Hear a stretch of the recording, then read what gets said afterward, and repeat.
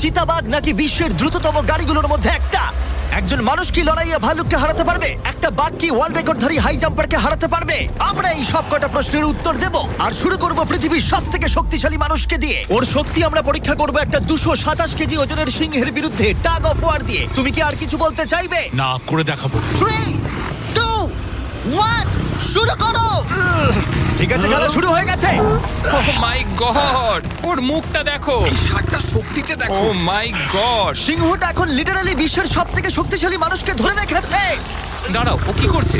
সিংহটা কি ঘুরে দাঁড়ালো? মনে হচ্ছে ও ব্রায়ানকে ক্লান্ত করার চেষ্টা করছে। এই দেখো, ব্রায়ান আসল প্লেনকে টানছে, কিন্তু এখনো এই সিংহটাকে টানতে পারছে না।